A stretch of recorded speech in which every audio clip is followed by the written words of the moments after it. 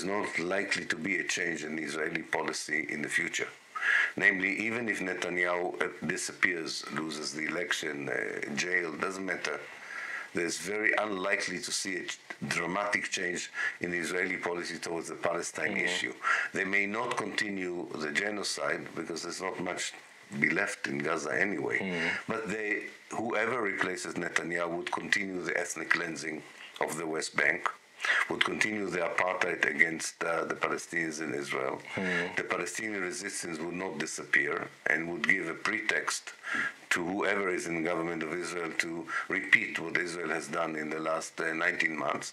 And we have an Israeli military elite that is not going to change, that believes that Israel has the military power to take parts of Lebanon and parts of Syria and to go to war against Iran and defeat Iran. All this is not going to change with the change of government. This is now how Israel is and will be for many, many years. This is really Germany showing a lack of historical understanding. Germany being in the danger of being twice on the wrong side of history. This is something that if I don't anticipate politicians to understand it because they're only interested in being re-elected in this country, but I would have expected the academics and the intellectuals to not to speak in such an imbecilic way and to do what they do when they do very well when they analyze the situation in the Ukraine or when they look at the history of colonialism, even in Namibia. They're doing a very good job. Why don't they use the same tools for the colonialist reality in Palestine? And instead of engaging in a proper discussion, they shut us up with accusation of anti-Semitism and Holocaust denial. This is superficial. This is not serious. And history would look at them back as very dangerously being twice, as I said, on the wrong side of history.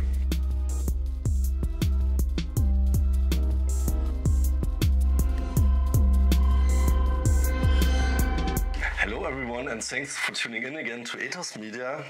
And today we are glad to be joined by Professor Ilan Pappé. Welcome, Professor. Thank you. Very nice to be here. Great. Ilan Pappé is a renowned Israeli-born historian and one of the most prominent voices among the so-called new historians in Israel. He currently serves as Professor of History at the University of Exeter in the UK, where he also directs the European Centre for Palestine Studies. That's right.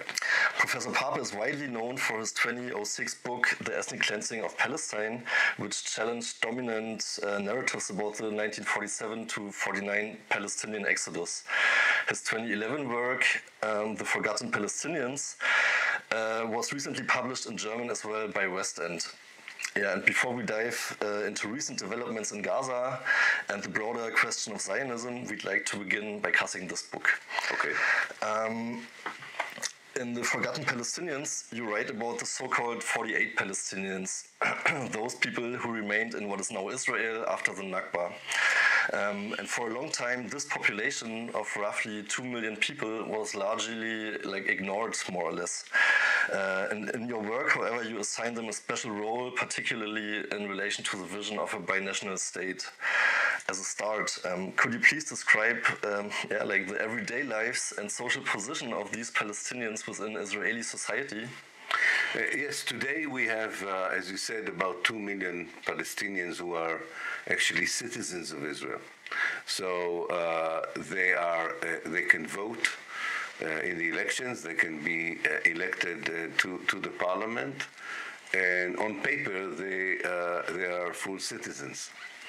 In practice, they are not. They are suffering from discrimination on certain levels. First of all, today they are limited by certain laws that were passed by the Israeli Knesset, the Israeli parliament, that particularly denies them the right to be identified as a national Palestinian collective. They're also not allowed to commemorate properly 1948, which they call the Nakba, the catastrophe. There are certain places in Israel where they cannot live, because these places are designated as purely Jewish places. There is kind of an Israeli trick in the legal system.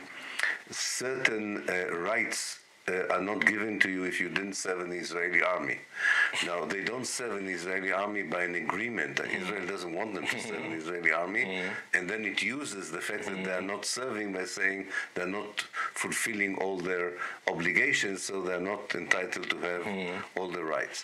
On the less legal side, on the more practical side, they suffer from discrimination in budgets.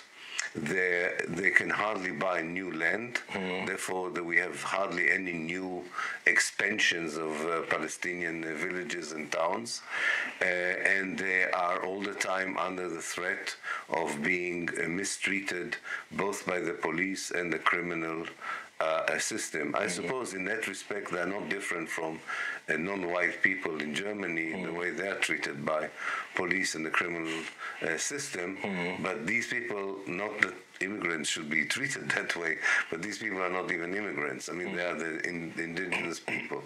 So both practically and legally, this is a community that the best way is to define is as second-rate citizenship. And of course one should also mention the last thing, so much of the Israeli official businesses, government businesses and so on is connected to the army, so that part of the industry and the services are not open to the Palestinians. That's why when you land in Tel Aviv airport, you will never see a Palestinian Israeli citizen in the immigration encounter, because that's considered to be a national issue.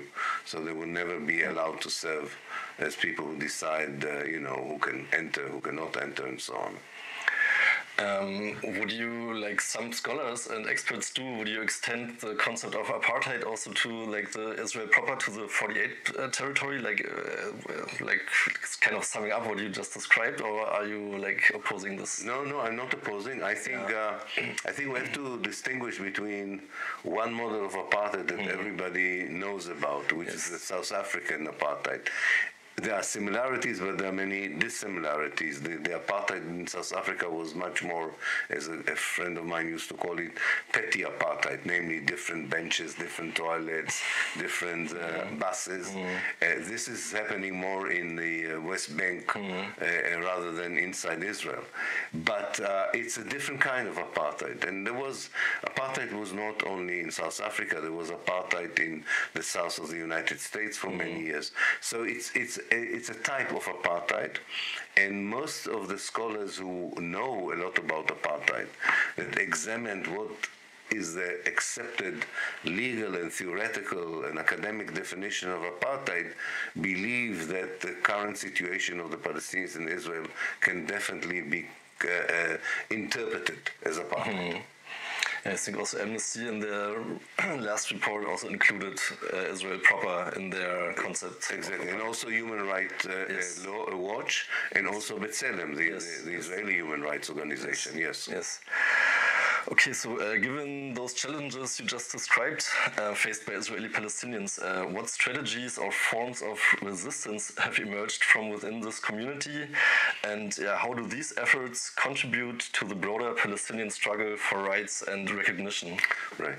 From very early on, I think the political leaders and intellectual leaders of this community took a strategic decision that they would not be able to participate in the liberation struggle for Palestine in the same way, for instance, that people decided to use the liberation struggle in the refugee camps or even in the West Bank and the Gaza Strip. Right? I think they took a decision that by the beginning was not easily accepted by the other Palestinians, that they will play according to the rule of the game. So their strategy was always using the democracy, using the legal system, the democratic system, of course, demonstrations, petitions, and so on, in order to change the reality.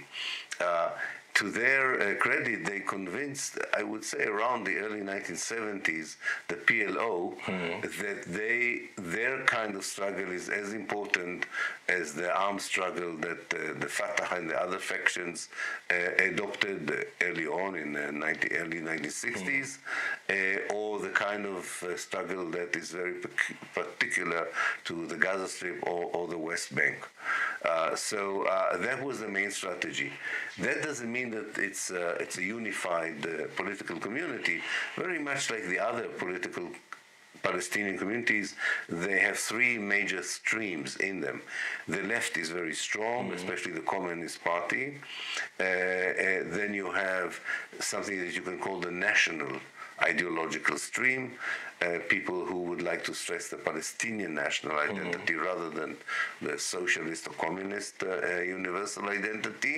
And recently, and that is quite for a while now, as in other Palestinian political situation, political Islam became a very formidable and important part of the Palestinian political scene in Israel. Yes, and that in turn is like readily taken as a excuse for like Israel proponents see they are like Arabs in the government or like at least in the parliament they can be judges, so how can they be apartheid? Like that's always taken like as a kind of token. I think so. But okay, on a little personal note, in your book you describe your social connections and your ideological associations with those 48 Palestinians. I want to quote you. I'm one of the very few Israeli Jews who feel such a close affinity with the Palestinian minority in Israel. What shaped, like in your history, what shaped that sense of affinity and why is it so rare? Yeah, first of all, in my case, it was my own journey out of Zionism and a realization that because I was born in the country is to make a distinction between the country and the state. As the years went by, I could hardly identify with the state, but I still loved the country because I was born there and it was my homeland. And I felt that the reason I don't like the state and the reason I still feel very strongly attached to the homeland is very much similar to the one in the way that the Palestinian community feels. So we had a very common basis for treating the reality in which we lived, and we never did it on a personal level. I mean, it was not generalizing about all the Jewish citizens in Israel. It was more about the regime than the people itself. So for me, it fitted very much my own journey into history and so on. I also have to say that once I began to publish very clearly my historical narrative and ideas, I was quite isolated within the Jewish society, and I was lucky to be accepted by the Palestinian society, so they became my reference group. In that respect, that also explained my very strong affinity. Your second question, why is it so rare? Well, that's the DNA of the whole Zionist project. It's a settler colonial project that, like many other settler colonial projects, believes that the native indigenous population are a problem that has to be resolved, usually by removing them or eliminating them. And that is something that informs the educational system, the political system, the cultural system. So Israelis from very early on in their life are being indoctrinated to see the Arabs as lesser human beings, and more importantly as a demographic problem, as an obstacle for good life. And therefore that doesn't leave much chance for genuine relationship with the Palestinians. It's quite remarkable that Zionism has been in Palestine for 120 years now, and 99% of the Israeli Jews don't know Arabic. After living in an Arab world, an Arab country for 120 years, and that gives you an indication how detached they are from the Palestinian society, community, and heritage.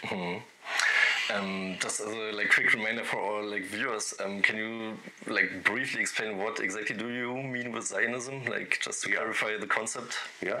For me, Zionism began as a noble idea. It was a reaction to the rise of anti-Semitism on the one hand, and the wish of particularly modernized secular Jews to redefine Judaism as national identity. Mm-hmm. Zionism became colonialism when Europeans, non-European Jews, and a minority, one should say, of Jews in Europe decided that the Jews don't have a future in Europe, mm-hmm. but they still have to remain European. So Zionism mm-hmm. was to build a European state in the heart of the Arab world because Europe could not accept its Jewish population. And the Holocaust proved that unwillingness to accept the Jews more than anything else, of course, in the most brutal and awful way. So Zionism became this idea of that the future of the Jews is better served by a Jewish state in the heart of the Arab world, at the expense of the Palestinians. Something you can only achieve by force and sustain by force.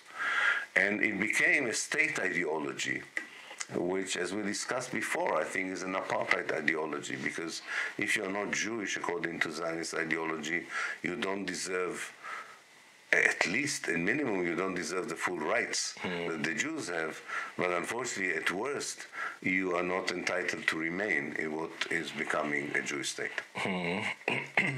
Okay, and now the focus of your book lies on those Palestinians, 48 Palestinians, and you mentioned their relationship or their role in the vision of a binational state. Could you elaborate on that? What is their role to achieve that? Yeah, well, they are great believers in democracy. And the only antithesis to a racist ethnic apartheid state is a democratic state.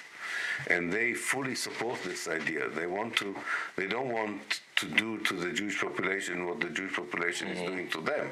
They don't dream of expelling the Jews or eliminating them. They dream of living in equality with the Jews all over historical Palestine. And that makes them probably one of the most democratic communities in the Arab world. And therefore, although they are very pragmatic and they don't want to challenge the Palestinian leadership position, so as long as the PLO supports the two-state solution, they will not go against the PLO. But I think most of them would have liked all the Palestinians to live in Palestine in equality with the Jews. And I think they are probably the only Palestinian community that know the Israeli Jews not only as settlers and as soldiers. And therefore, if there is any hope of some sort of genuine coexistence, it comes from the fact that they still believe that not all the Israeli Jews are as brutal as the army or the settlers are. Of course, even for them, the events of the last 16, 17 months make it harder to believe that this is possible. Okay, you talk about coexistence, that brings us to more recent developments where coexistence is challenged, to put it mildly. Absolutely. For 19 months, we are witnessing what people call a live streamed genocide, but I share this notion. I agree. With famine is weaponized, rape is weaponized. It's we all know those horrible videos that are just 24/7 on social media.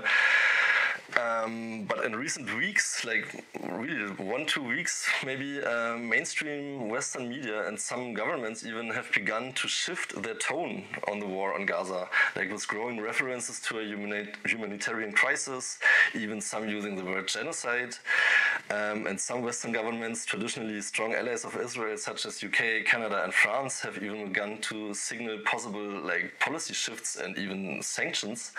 How do you interpret this narrative shift on the Gaza genocide just in this very particular moment? Yeah, well, it's a bit late in the day, the fact that we needed 19 months of genocide to begin to hear some more assertive position by members of the EU, including Britain, so also European states which are not fully members of the EU.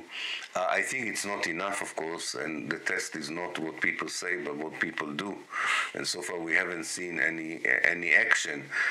It's also to the credit of the solidarity movement in Europe that pressured their governments to do something. So I think it's both what's happening on the ground, but also the pressure from below. I hope it's the beginning of more fundamental change in the position. But I think what is more important here, that it indicates how isolated Israel today is in the world and among a lot of people, and many of them maybe in the past were supporters of Israel. Israel is now losing any moral validity in the eyes of the vast majority, I think, of the people in the world. Now, what is even more important, and I think this is a real challenge for the European governments, that they know it is a challenge, but I don't think they have any idea of how to deal with it. I think they are becoming more and more alert about the realization that there's not likely to be a change in Israeli policy in the future. Namely, even if Netanyahu disappears, loses the election, jail, doesn't matter. There's very unlikely to see a dramatic change in the Israeli policy towards the Palestine issue. They may not continue the genocide because there's not much be left in Gaza anyway. But whoever replaces Netanyahu would continue the ethnic cleansing of the West Bank, would continue the apartheid against the Palestinians in Israel. The Palestinian resistance would not disappear and would give a pretext to whoever is in the government of Israel to repeat what Israel has done in the last 19 months. And we have an Israeli military elite that is not going to change, that believes that Israel has the military power to take parts of Lebanon and parts of Syria and to go to war against Iran and defeat Iran. All this is not going to change with the change of government. This is now how Israel is and will be for many, many years. I think it's important, of course, first of all, to stop the genocide as it is, and we may achieve that with a change. But that is only temporary, and we need to prevent the other terrible chapters that can happen if we don't take, if the European governments don't take a firm and tough position against Israel, not just for what it's doing in Gaza, but its overall policy and attitude towards the Palestinians and the Arab neighbors. Okay, you mentioned that there may be at one point like an end of Netanyahu's reign. Look in your crystal ball. What do you predict? When will that be? How could this end be brought about? I don't know when it will be. He might lose the 2026 election. That's the only scenario I can see him lose. He can win the elections as well. But let's say that he loses the election. The coalition that can replace him would be led by someone called Naftali Bennett, a hawkish, racist, right-wing Israeli Jewish leader. So how much would the policy change? I mean, going back to my book, of course, if the Israeli Zionist left was willing to have a proper alliance with the Palestinians in Israel, who are 20% of the electorate, then they could have been a different Israeli government. But the Zionist left would never have a proper alliance with the Palestinians in Israel, so there would never be an important player in Israeli politics. So what you have is either very extreme right-wing or center right-wing. That doesn't mean anything for the Palestinians. It's the same policies. Okay, so it's except from the very far left, like the communists. There's no substantial difference among Israeli parties towards Palestinians and the. No, I mean there is the new Democratic Party, which probably can get 10 members in parliament out of 120. 10 members who still believe in a two-state solution. I think they believe in it, but the state that they're willing to offer to the Palestinians is the Bantustan that we have today. And we should know now, 50 years later, that it's not working anyway. And okay, that we talk about Netanyahu now. He is on trial, like for 3 corruption-related cases that are more or less on hold now during the war. But I think some weeks ago, like the hearings continued, wasn't he? It continues. It continues, and then he doesn't appear. Yes. I think one shouldn't rely too much on this process. Yes. There are 2 scenarios. Either he would be totally acquitted, which is still possible. We have to remember he's on trial, but he was not convicted. Yeah. So either he will be acquitted, or the president that he appointed for that purpose, Yitzhak Herzog, will give him amnesty after whatever the verdict would be. So either way, I don't see Netanyahu in jail. I don't see his political career ending through the legal process. I can see a lot of political change that might bring him down, but not the legal. At least I don't put my trust in the legal procedure in Israel anymore. Okay, I want to come back a bit to to this changing narrative that we just talked about earlier. You wrote much about, like in your work, in your books over decades, you wrote much about the erasure of Palestinians and Palestinian history. And like the outstanding complicity of the West in sustaining this, Israel as a settler colonial state. So again, like how do you view the recent shift in some of the political discourse? Like, is it a real break with decades of support, or is it just like a way to manage like perception while basically continuing the core policies? Well, it depends who we are talking about, but I think there is a dramatic shift.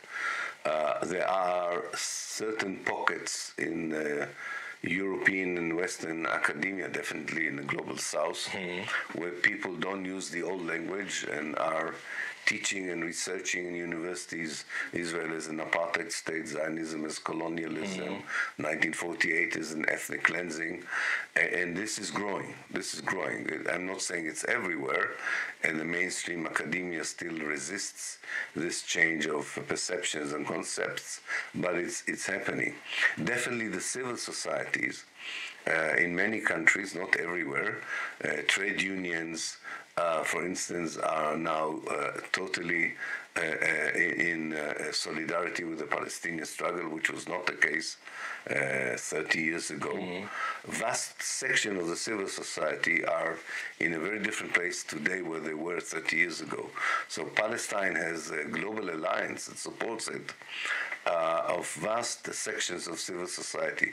What we don't see as yet, but it might happen, is the political, media, intellectual and cultural elites of the Western societies in particular reacting properly to what a lot of people in their own society think should be the attitude towards Palestine and Israel.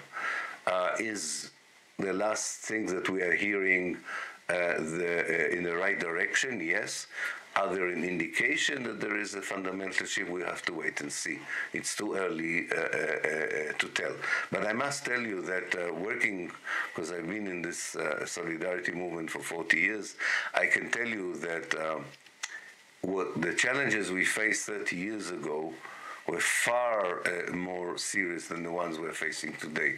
So if I would have known 30 years ago how expanded is the solidarity movement, how successful in many ways it is, I would not have believed you, because we felt like the word Palestine itself was considered to be terrorism. So there are dramatic changes. We know they are not enough because they have not affected the reality on the ground. But definitely there is a change in the perception of Palestine, the perception of Israel. As activists, we are looking for ways of making it count, which hasn't happened yet. Okay, so when you take like the broader view, like decades, you see like a shift for the better in the Palestinian solidarity movement, like in Israel. But when we like narrow the view again, because half a year ago we had we interviewed a person from New Profile, from this anti-war NGO in Israel, and they said, in the last 1-2 years, like after the war started, it became like hell for like lefty, like far left activists, pro peace activists in Israel. Like the repression is going through the roof. Yeah. Can you talk about this? Like the very recent. But to be honest, they are not as important as the bigger picture. Yeah. Because we have to accept there will be no change from within Israel. We have to accept it. Israel will not change. What will change and is changing is Israel's position in the region, is Israel's position in the world, Israel's ability to maintain itself economically, socially, and all this is changing. So rather than, I mean, I'm sorry because I'm one of these anti-Zionist Israelis, but I don't think we have the power to change. We should continue to work. It's important. It's not only, by the way, important because we have the power to change. It's important for the post-liberation period. The Palestinians would remember that not all Israeli Jews were part of the genocidal apartheid regime. That's very important for decolonization, for proper decolonization. Therefore, this is not the issue. The issue is really focusing on the Palestinians now, not on the few anti-Zionist Israelis. The focus is on the Palestinians because they are now facing the worst chapter in their life. But the worst chapter is because it's the end of that chapter, not because it's the beginning of a new chapter. And this chapter will be over. I don't have a crystal ball. I'm not being irresponsible and tell the people in Gaza I know exactly when the Israeli actions would stop. I wish I could. But there is a long-term process here of the disintegration of Israel. It's weakening. Is it a total collapse, as I think it will be in the end? I don't know. It's too late, too long in the future. But I definitely think it's leading there. I can imagine how a collapse would look like and so on. But for me, what is more important is the Palestinian national movement ready to take over? Because they were used for so many years that they are not being heard, that their position doesn't matter. And now the world has to accept that they should tell us how they see the future. Not Ilan Pappé should tell you what is the future. They should tell you how they imagine the future, not in terms of stopping the genocide. I'm talking about the future of a post-Israel Palestine. What would be the place of the 8 million Jews who live there today? They would decide about the relationship between secularism and a very great respect for religion and tradition, the connection to the world.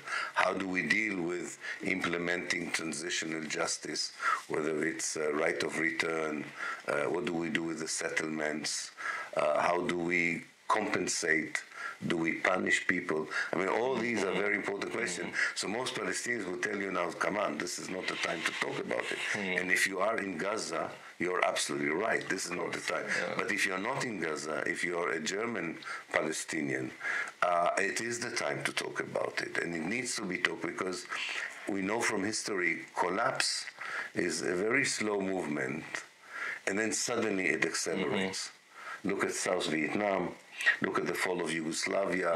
I mean, these are all different historical cases, and I'm not saying that it will be the same. But one thing they have in common, including apartheid South Africa and dictatorial regimes in East Europe and dictatorial regimes in Latin America, the fall is very slow, but the end of the fall is very quick. And if you don't have an idea how to fill it, it becomes chaos. Look at Syria. It becomes chaos. So I think it's good to both to be optimistic from a Palestinian perspective, and I think for most Israelis, even anti-Zionist, maybe the prospect of not having an Israel and instead of it of having a democratic state from the river to the sea is maybe a frightening scenario. For me, it's a positive scenario. I'm sure it's not an easy one, and I don't know whether it will work or not. But I do think it's a better vision than the continued reality that we have, and I don't think a two-state solution is a substitute for it. But only one democratic state. But it's I can understand for Israeli Jews this is frightening, like it was for the whites in apartheid South Africa. I just want to briefly go back to one sentence you just said earlier. That is, I think, very disillusioning for European lefties. Because among Europeans there's often like this notion, like we have to support the anti-Zionist forces in Israel, and then in some years we will have utopia. That's often the notion, but and I myself, I lived in Israel, so I know the country at least a bit, like from my own experience. So can you state it clearly? What is the situation of the Israeli left today? Yeah, well, there's very little left of the Israeli left. The Zionist left is hardly functioning, but it was always an anathema. You cannot be a leftist colonizer. It doesn't work. Yes. The anti-Zionist left is very important, very brave. These are the only people who demonstrate against the war because it's a genocide. The numbers are growing, one should say, but it's still a drop in the sea. As I said, they are important for the future. I don't think they have the power to change, but they need. And I think what is important, they work together with the solidarity movement in the world and in the region, because the Palestinians don't have the military, political, or economic ability to stop the Israeli intention to eliminate them. They can slow it down. They will not give in. We know it, and they will not disappear. But in order to stop it totally, the Palestinians need an alliance, and every member of the alliance is important. An anti-Zionist Jew in Israel, an anti-Zionist Jew in Germany, Christians who are religious, and secular people, the global South. You need a very vast and strong alliance to change such a project, and even more so if you want it to be replaced by something which is positive, which gives hope, not by something, so much of decolonization ended with post-colonial regimes that we are not very happy with. We can all read Franz Fanon about this. And therefore, I think they are very important, the anti-Zionist Jews, and they are growing, which is a good sign. But I wouldn't say that they are the factor that would change reality. So I would say to people, continue to support them, of course. Continue to support them. And it helps them to know that when they come to Germany, they are not a minority. It's important for people who are totally isolated and regarded as traitors by their own society to come and say, people say, no, you're on the right side of history, we admire you, we respect you, and so on. That is very important, and that gives them a lifeline to continue work. And as I say, they would contribute their own role, but it's important to have a perspective on the role and where does it lie in the overall attempt to change the reality. Changing reality, that's a good word. Yesterday I just reread your essay, The Collapse of Zionism, published in June 2024 in New Left Review. In it you write, quote, "We are witnessing a historical process that is likely to culminate in the downfall of Zionism, or at one other part more starkly even, in the destruction of the Zionist project in Palestine." You base your prediction on 6 indicators in this essay. Since I believe this is a very important essay, well worth reading, I'd like to explore it a bit.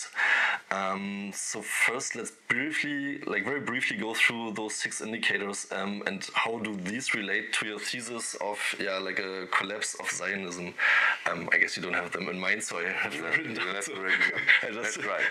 I just name you the 6 indicators, and you just briefly say what you had in mind in your essay. So the first one is fracturing of Israeli Jewish society. First of all, I'm talking about the beginning of the end. It's important. That the end hasn't arrived yet, but it's the beginning. It can be a long historical process. The Israeli Jewish society is imploding from within. There's a kind of a civil war. The secular liberal Jews do not have anything in common with the more traditional religious and messianic Jews, which I call in this article the state of Judea, the kind of Israeli Jewish society that emerged in the occupied West Bank and has the support of a lot of the more deprived socioeconomic sections of the Israeli society. And that means that because the other side is the affluent side, it's the side that has the money, it is the side that mostly has also dual nationality, they are already leaving. So it's not just a matter that there is a lack of social cohesion. The lack of social cohesion leads to the escape of the elite from Israel that already started. A state without economic, cultural elite will find it very difficult to function properly. So that's the one indication. Okay, second indicator, Israel's economic crisis. Yeah, which is even worse than I thought when I wrote the article. Yes.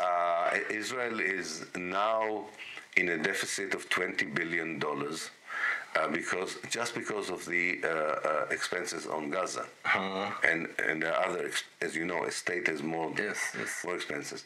So yearly deficit, you mean, of billion? Is not, and America under Trump is not going to give more than 20 million. Even the 20 million is too much for Trump. He doesn't know how to, and he's not the one who gave the 20 million. It was Biden. Yes. So America is not likely to pay the bill. Europe is not likely to pay the bill. So what Israeli economists are doing now, they are taking the money of the national security. All the pension money of most Israelis is now taken by the government. Of course, they said, we will give it back, but they won't give it back, to my mind. And this is financing settlements in the West Bank, Jewish traditional ideas, as they call it, and a war, a very long war. All of this leads to, in a microeconomic terms, to a huge impact on the citizen itself. So we should not just look at GDP anyway. The numbers are there also not very important, and the numbers of the macroeconomics are important because that affects how much Israel can get in loans and interest. You know, this whole idea of your level of credit. But more important to my mind is the fact that most of the social and economic services don't function properly already in Israel, and this will get worse because that's what a chronic economic crisis creates. It expands the gap between the rich and the poor, and it doesn't allow the state to provide the elementary services. We saw it in the last big fire in Jerusalem. Suddenly people realized that there is a connection between not having a budget for a fire brigade and the fact that you cannot control a fire. That's just one example of many. So I think that crisis would continue and be worse. And remember, I said in the article, not one of these factors by itself is leading to disintegration. All of them together contribute to it. Okay, the third indicator is Israel's growing international isolation.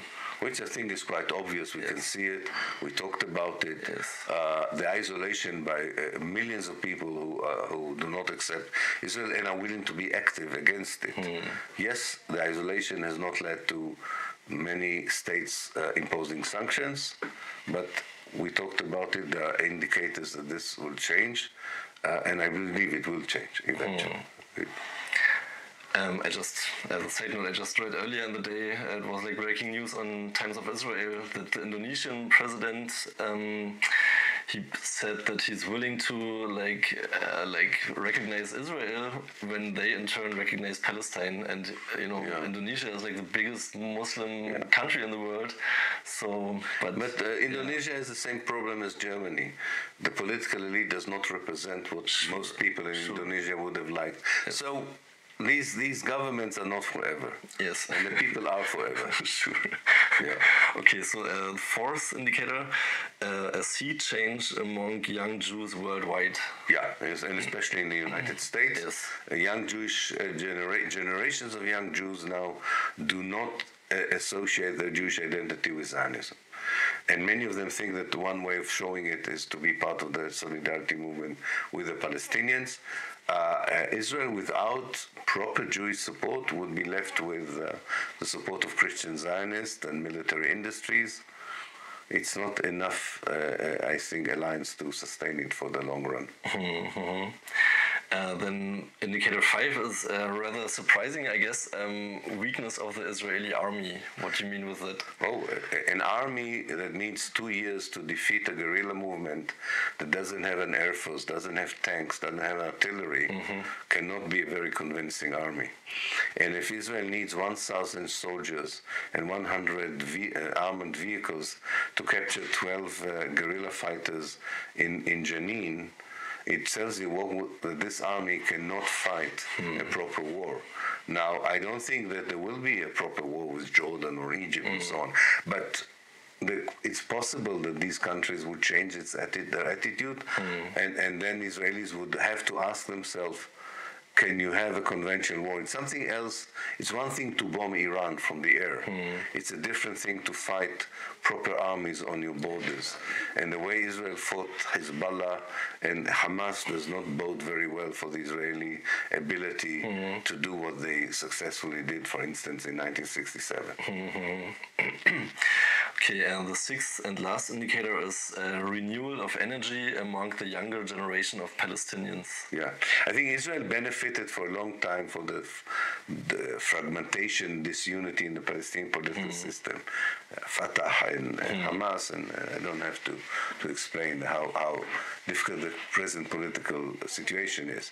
However, I think the younger Palestinian generation are far more united in their vision, are far clearer in their position about Israel and Zionism, are very good, very well based in the world, wherever they are. They still need an organization, I think, but apart from that, I think the world would find a very different Palestinian position in the future that would not be based on the two-state solution and would not reflect disunity, but rather unity. And that would be a very important factor in changing the reality. Okay, so I think with your 6 indicators, I think you make a very strong argument for your thesis of a start of collapse of Zionism. I want to give you a counter argument and want to see if you find it a legit argument. Okay. Because when we look at the hard facts on the ground, Zionism appears like historically strong and assertive, like these days.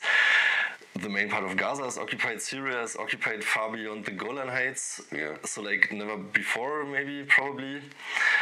Settlement expansion in the West Bank is simply on steroids these days, so which are all like strong points that Zionism is pretty strong.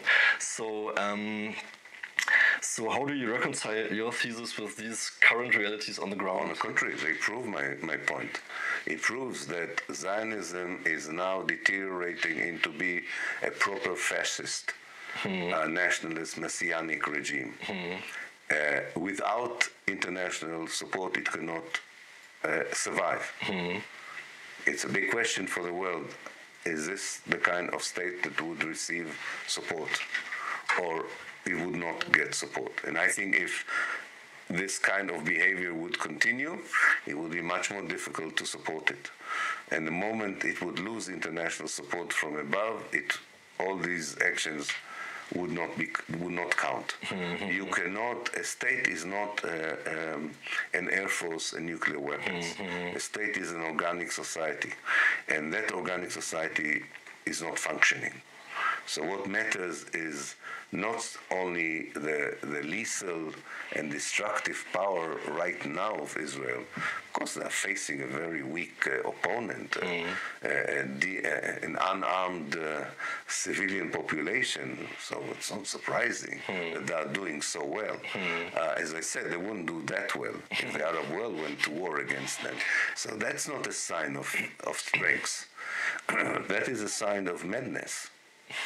Madness never lasts for too long. It's very dangerous. A lot of people suffering from this. but eventually it will lead to the collapse. Okay. Okay, last question. Because we're in Germany, like you're in Berlin for like 2-3 days, I guess. Yeah. For some events. And I thought about this when I reread another op-ed of yours from October 2023, 3 days after the war started, so after the attack on Israel, in your op-ed published in the Palestine Chronicle titled, "My Israeli Friends, This is Why I Support Palestinians."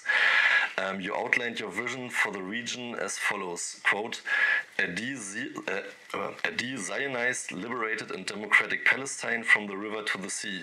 And to the Deutsche Verfassungsschutz, there was a quote of an Israeli historian that was not me. Okay. In Germany, media and politicians across the spectrum would accuse you of advocating for the total annihilation of your fellow Jews with those kind of sentences, and for a second Holocaust even. How would you respond to those? Well, it's very shameful and disappointing that this is the level of analysis of either German politicians and whoever advises them on these things, whether these are academics or journalists or experts, to say that a democratic state where Jews and non-Jews would live together as equals to be a Nazi idea is abuse of the Nazi of the Holocaust memory. This is really Germany showing a lack of historical understanding. Germany being in the danger of being twice on the wrong side of history.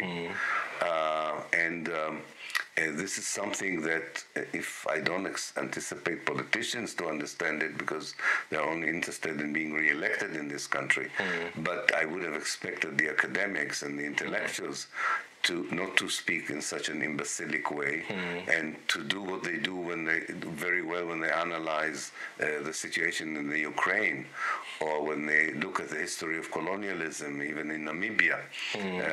They're doing a very good job.